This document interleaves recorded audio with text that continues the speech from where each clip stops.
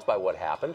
But Yvette Falarca is not among those people. Besides working as a public school teacher in California, she is the national organizer for the Coalition to Defend Affirmative Action, Integration, and Immigrant Rights, and Fight for Equality by Any Means Necessary. BAM is the acronym. Falarca is willing to integrate violence into her political agenda, as you can see from this clip of her disrupting a rally last summer in Sacramento. Off our street! Get the off our street! These people going to get off our street! We don't have a speech. Here you go, boy. Hey, say the shit. Be nice. Come here. Off our streets! Get the off our street!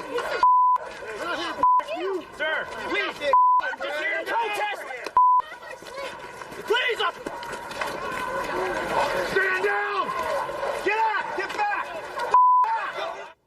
Falarca helped organize the Berkeley protests, and she says activists ought to copy its tactics for other speakers and events around the country. Yvette Falarca is with us now. Yvette, thanks a lot for joining us. So you did a bunch of interviews after, and you were asked about this, and you were, to your credit, I think, very straightforward about it and unapologetic. And you said, yeah, this guy was a fascist, Milo's a fascist, and we shut him down. You didn't pretend otherwise. We shut him down, and that's what you do with fascists. I think I'm characterizing what you said correctly. Just so we can understand the standard here, what is a fascist?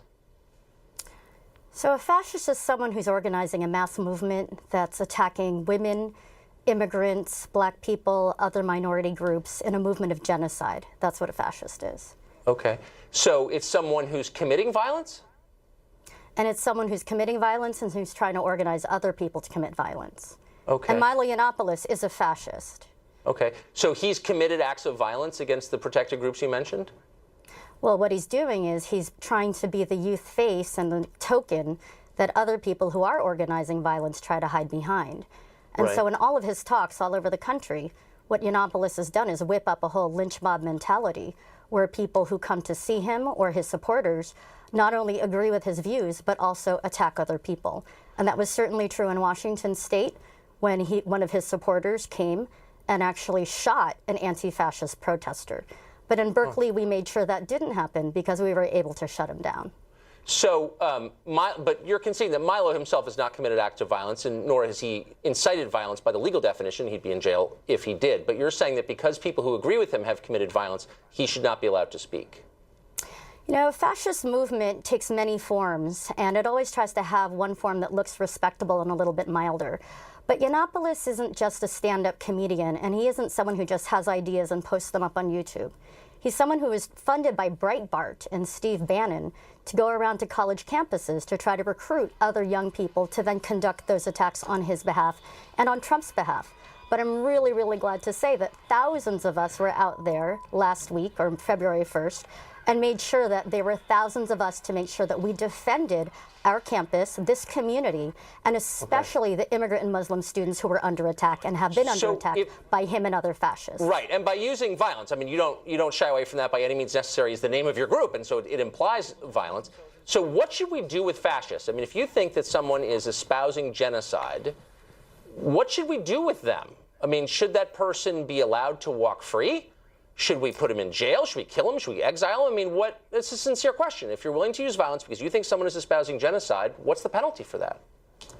Well, first we've got to make sure we nip it in the bud, and we make sure that they're not allowed to recruit and act as if it's respectable to call for the mass murder of millions of people, in fact, millions who make up the majority of people in this nation at this point. Okay, and so they just can't to be hide clear, behind the there's no platform of free Milo Yiannopoulos, this is not a defense of him, just a factual point, has not ever said that, in public anyway, not that we have a record of. There's no evidence that he has called for the genocide of anybody, as you know, but you're saying by transference in some way, he inspires people who believe that, I guess. But you're not getting my question. Like, what when you say nip in the bud, should he be allowed to go on the subway and talk to the guy next to him about perhaps joining his movement? Or should he be allowed to talk to people in restaurants? Or what should we do with the fascist who you believe is inspiring genocide? So first of all, the alt-right is a neo-fascist movement, and they're trying to hide behind some softer versions of their more open counterparts who identify themselves as Nazis. But they're still part of the same movement, first of all. Second of all, when someone is trying to speak at a campus or at a rally, they're doing it not just because they have an opinion, but someone like Yiannopoulos or any other alt-righter or fascist or neo-fascist is doing it to recruit other people. No, we don't let them recruit. And in fact, when you look back at the Holocaust and the lessons that we draw from that, we don't say, oh, well, at least we let them voice their opinion. We say never again.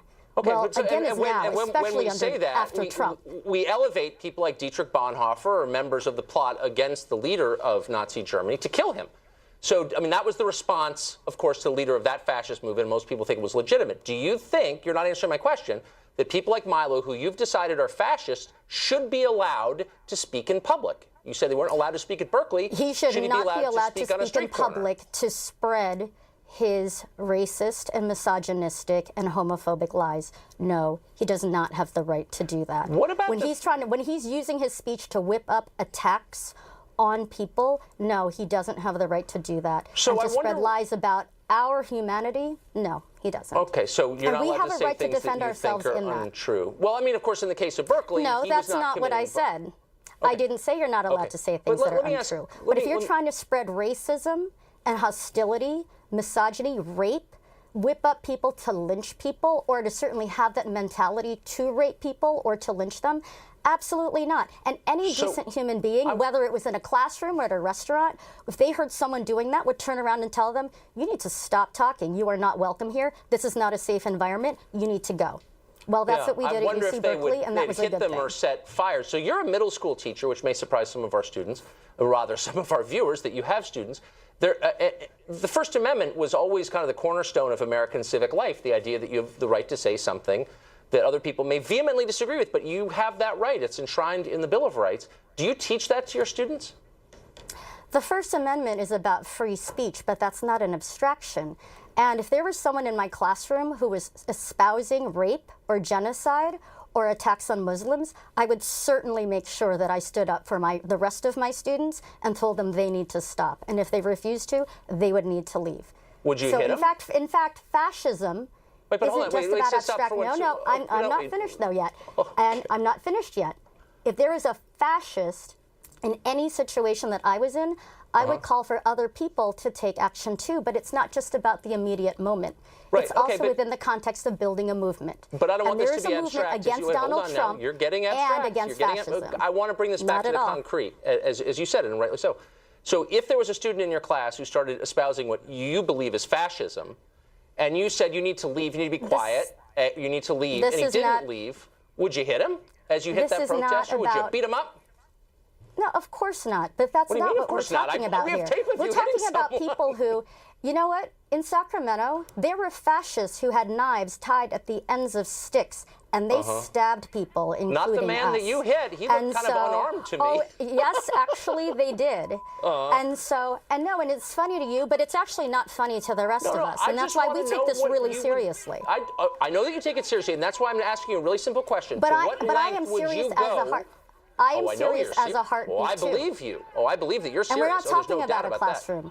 We're talking about people who are trying to kill and murder people and who've already done it. And we're trying to create a hostile environment on these campuses in order to do that.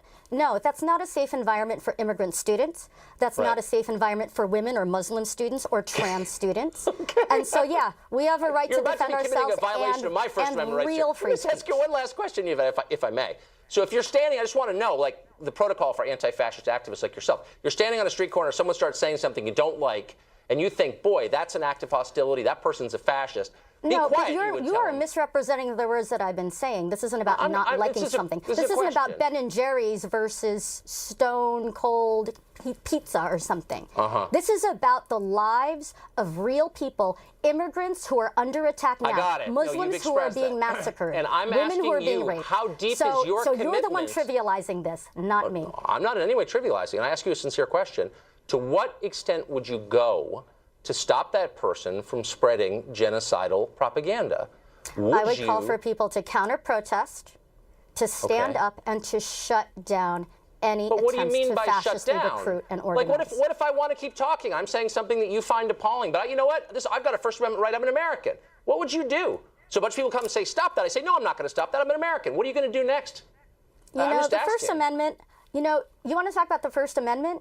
Coretta Scott King's letter wasn't allowed to be read on the floor of the Senate last week under the Constitution in the Senate. Well, that's not exactly what happened. And yet, at the same time, you're the one then who's actually trying to defend someone like a fascist speaking and recruiting at a college campus. All right, Yvette, I'm proud to say that we all stood up and we shut him down. I don't want to abridge your speech rights. All right, thanks for coming on and showing us what you believe. Up next, teachers at a Virginia high school are posting